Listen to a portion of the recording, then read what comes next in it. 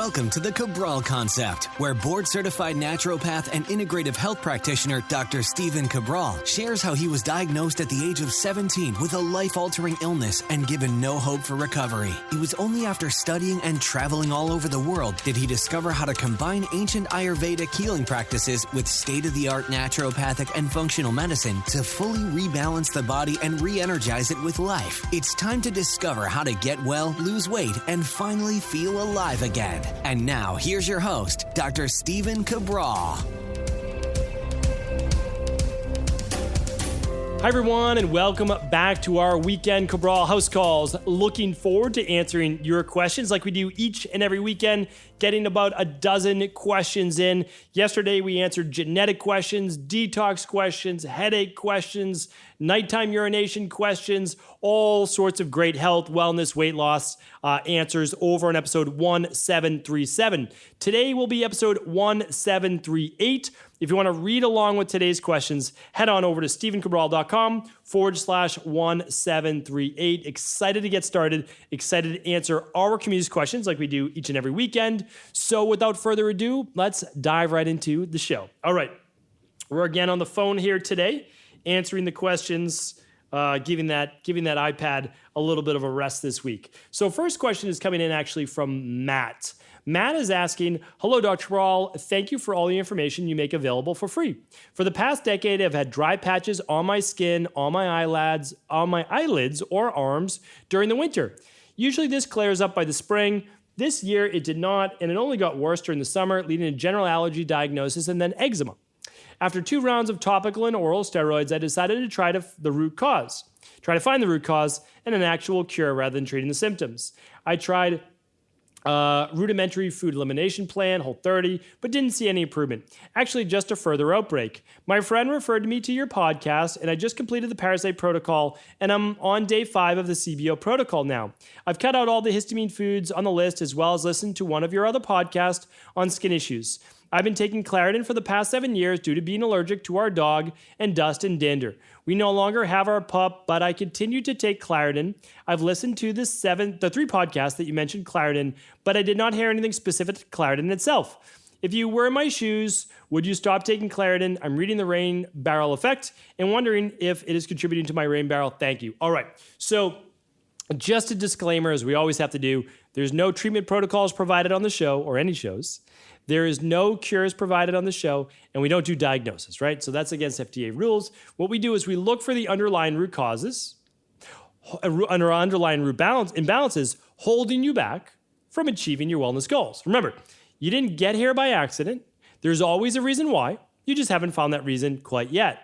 So I can't tell you to come off medication or tell you to stay on it. That's not how this works. What I can tell you though, and I really need you to go deeper on the podcast, right? Because you've listened to a couple shows, which is great. Once you read the rain barrel effect, you'll know so much more. We really will. Because you'll understand that you're on an antihistamine, and the way that those work are often pushing you more into that sympathetic nervous system, depleting your body of more zinc, depleting your body of more magnesium, potentially affecting your sleep, potentially causing leaky gut or intestinal-based permeability, which is allowing more proteins to seep in your bloodstream, which is causing more of an immune reaction, which is now leading to allergies, potentially asthma in the future, potentially headaches and migraines like our friend Cindy yesterday, and also leading to skin issues. So that's part of the whole issue, right? So I'm glad to see that you did the Parasite Protocol. Very happy to see that you're doing the CBO Protocol. Would love for you to do the CBO finisher after that, but we need to make sure that we continue to work on the gut, that we're calming, that we're emptying the rain barrel of those high histamine foods for now, and that we're allowing you to produce more of your own diamine oxidase, which is your own natural antihistamine enzyme, which is produced in your gut that isn't going to really be produced to the level that you need it until you heal and seal that gut. So kind of a long answer to say you're on the right track, Matt. Keep doing your research, keep working the protocols, read the rain barrel effect, and remember, the medications are never the answer. I'm not telling you to come off it, but they're never the answer. Now, they can be a good temporary palliative solution to calm your symptoms. I had to do it for many years, right? Way back in the day, I was on all sorts of medications, didn't know how to get well, continue to work the protocols, continue to get a little bit better and a little bit better, and then none of the medications were needed. I mean, you're talking to somebody who used to wake up and take Sudafed every day and take Benadryl every night, right? I mean, that was my life, of course, with a whole lot of other medications like Prilosec and Cortef and Florinef and, all sorts of things. But Matt, you're getting there. There's no doubt about it. Keep working that path. All right, Megan's up next. Dr. Cabral, I wanted to say thank you for all that you do. You are such an inspiring mentor in creating real change and giving us all hope, which is invaluable. Thank you, Megan. I appreciate that. I really do appreciate all of your kind words that you write in. It means a lot to me. I kind of glaze over them, but it means a lot to me. My question today is around grains and inflammation. I understand that grains can be inflammatory. However, I would like to better understand why. When I eat grains in consecutive days, I get arthritic pain in my right shoulder, and within a few days of going off grains, it goes away. I've recently finished the CBO protocol and currently on the Heal and Sail protocol, but would like to know how I can get my body to a point where I can tolerate grains without inflammation. Why does this happen? Thank you. It's a great question, Megan. And again, I had the same issue. My gut was not in good shape. I had candida overgrowth, I had SIBO, small intestinal bacterial overgrowth, and I had Clostridium I had H. pylori. And so I had to rebuild my gut. My gut was massively inflamed. And when your gut's massively inflamed, even though some grains can actually be very healthy for you, like a quinoa or an oatmeal, etc. Obviously, some of the longest-lived populations of the world ate rice. The issue is that sometimes the lectins or even high fiber or the husks on the outside of the grain, the little shells on the outside. That's why it's sometimes not just grains. Sometimes people who can't eat grains can't eat beans either. And it's essentially that outer layer of a lot of plant-based foods, which is a protective layer to the plant, aggravates the digestive tract when it's not healthy, when it's not in a good place. But, it's kind of like if you say grains are unhealthy, well, then you can make a case for pretty much everything. Like, saturated fat can be inflammatory and cause higher levels of, lipopolysaccharides. I can make a case for honestly everything. So there is a bit of bio-individuality. I don't eat a lot of grains in my diet. I really don't. I eat a little bit of oatmeal and I eat some rice. That is about it that I eat for grains. I don't eat millet. I don't eat quinoa. I don't eat amaranth. I don't do a lot of beans in my diet. But I eat those and it works for me. And I don't necessarily need to eat them as much, but I do fine with them. And again, like if I have wheat, it's no big deal anymore. Like I have no issues with gluten anymore. Again, will it build up and be inflammatory? Sure, but like I don't make a habit of eating those every day. So what I would say is you can heal your gut just like I did. You can go through the Parasite Protocol, the CBO Protocol, the Mold Protocol, the CBO Finisher, whatever you need. And again, you can find out what's going on with your gut by running the Candida, metabolic, and vitamins test, as well as the bacteria and parasite stool test. And there's one more. It's the IgG food sensitivity test. You can run all of these at home. Now, remember, an IgG food sensitivity test is not meant to look at lectins and oxalates and other things like that, right? It only looks at the protein-based sensitivity. So it might say you're fine on grains, but you know yourself that you don't do well if you eat those a lot. For example, grains aren't that big a deal to me, but nightshades are. So I can't overdo nightshades. Can I have tomatoes at a meal? No problem. Could I have potatoes at one meal? No problem. What if I had to eat regular white potatoes with the skins for 3 days in a row? Well, I start to get a little pain right around my thumb joint where it meets my wrist. So what do? Well, I know that now, and I go easy on nightshades. Every once in a while, I want a nice heirloom tomato in season. Fantastic. That's exactly what I do. Go out to a restaurant and they don't have sweet potatoes. They don't have whatever else, Japanese yams that I might like. Then I'll eat some regular potato and I'll be fine. I just won't do that again multiple days in a row. So we kind of have to respect our bio-individuality a bit while also repairing our gut. And again, we can get well, but it's like anybody. Everybody's going to have a couple things that aren't the best for their body. That's where the bio-individuality comes in. Okay. Anton's up next. Is this our second Anton? No, I answered one yesterday from Anton. All right, we've got another one from Anton. And he is saying, hi, Dr. Cabral. I'm a longtime listener and follower of yours. I have listened to all of your podcasts. I'm an IHP student, and I also use the search page on your podcast website. Couldn't find the answer. Does in which way you cook your food affect nutrition values and digestion? Take a potato, for example. What's the difference between steamed, grilled in an oven, or cooked in water potato? Keep up the great work. You're the GOAT. Hope you know what that means. It's a compliment. Thanks, Anton. I know what a GOAT is. Tom Brady of the New England Patriots, now Tampa Bay Bucks, is the GOAT, right? So I know what the GOAT is. But all kidding aside, here's the answer that I want to give you. I did a podcast, and I want you to check this out. And it's already out on the difference between fresh, frozen, meaning like fresh raw, frozen, and cooked vegetables, okay? Check that out. Go to stevencabral.com/podcasts. Type in fresh, frozen, cooked, all right? You should be able to find the podcast.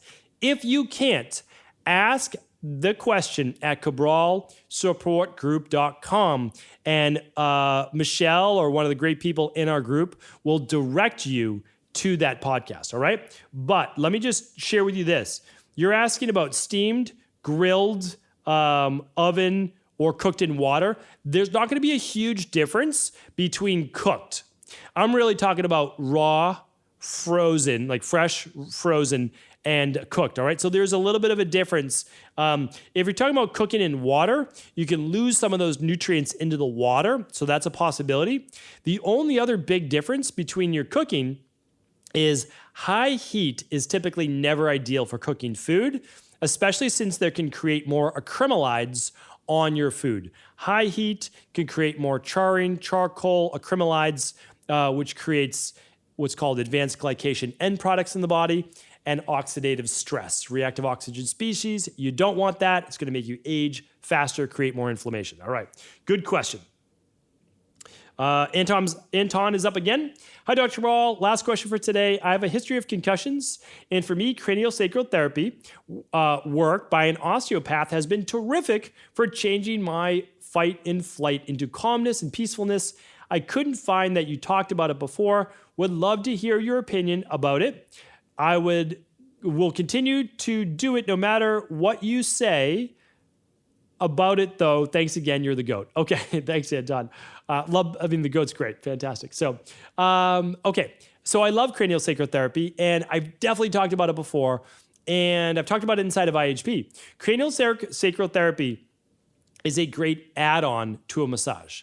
If you have the opportunity to get a 60-minute massage plus 30 minutes of craniosacral work, it's fantastic.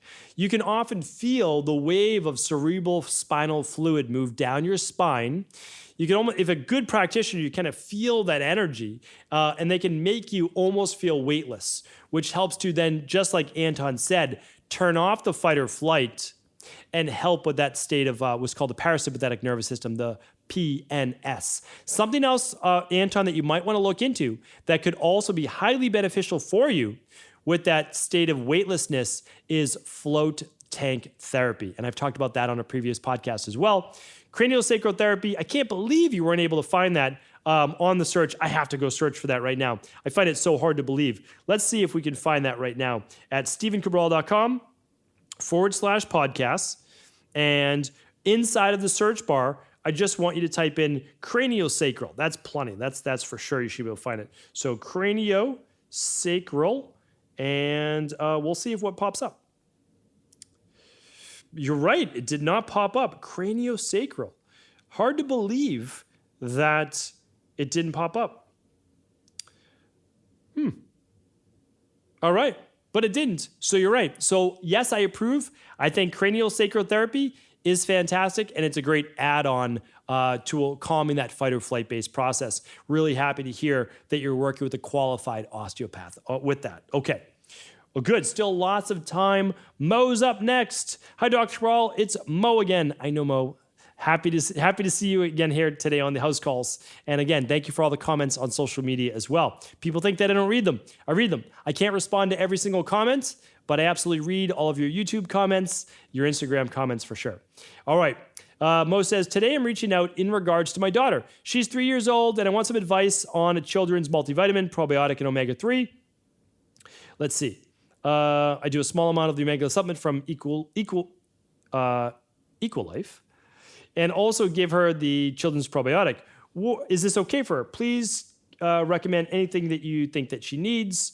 I wish Equalife had more children products, hopefully soon. As always, thank you for your time, efforts, advice, knowledge, and everything you do for the world.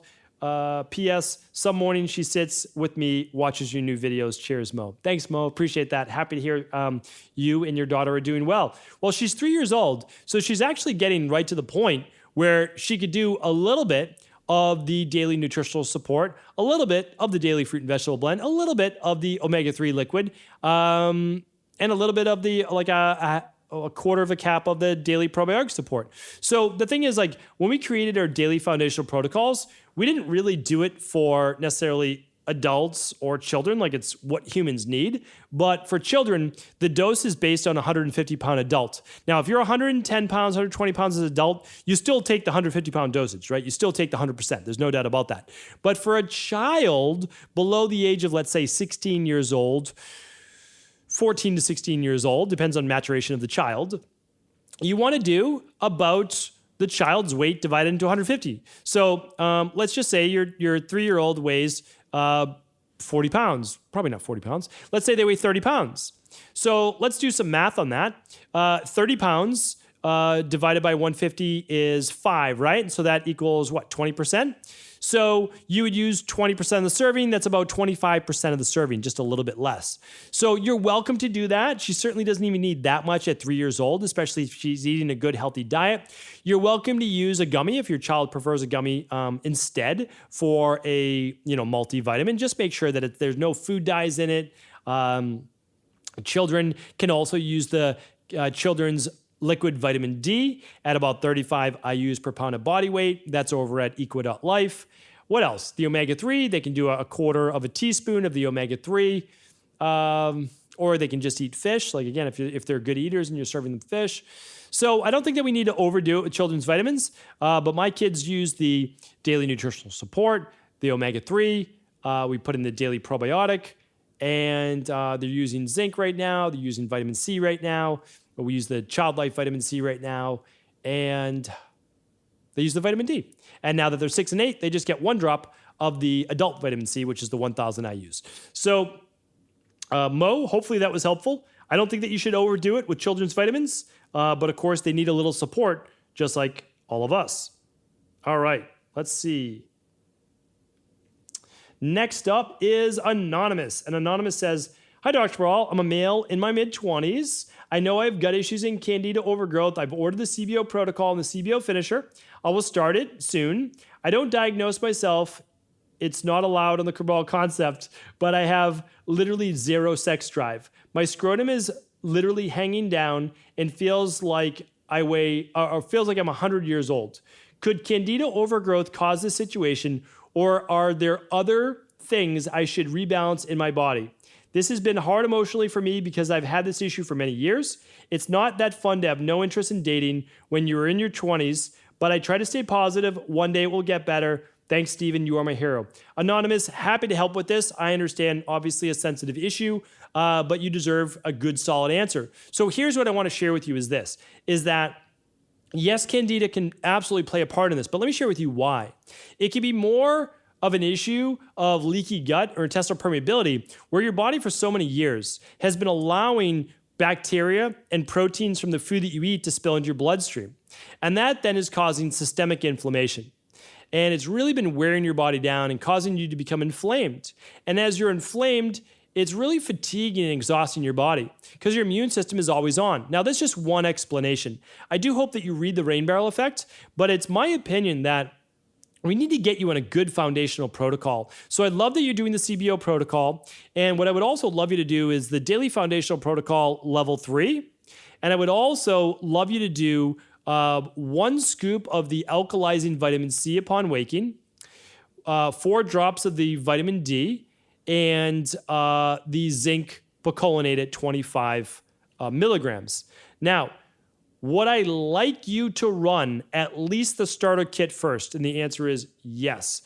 I mean, with 100%. But you're doing the CBO protocol, so it's going to be tough to run that candida metabolic and vitamins test right now. So I prefer you just to run the stress hormones, mood, and metabolism test to look at your testosterone levels to see if there's really something off before starting all of your supplements. It's okay to do the CBO, but I'd love to see it before starting the other supplements, because I know we're going to be able to make improvements.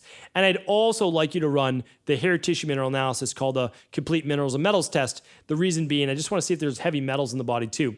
There's a lot that you could be going through. I'd also love you to join the Integrative Health Practitioner program, so you start to learn more about your body, because I know that I'm not going to be able to answer this in a couple minutes, but I really want to be able to help. And Anonymous, that's because I know there's an answer to your question. I really do. I've worked with many men in your position, and I just don't want this to be your life. And I know that we'll be able to help you boost those natural hormones, help heal the gut, help balance healthy levels of inflammation. And you're so young that you're going to be able to do this because your body still has a lot of vitality to it. So hopefully that was helpful. And let's keep moving forward, right? Let's keep moving forward. All right.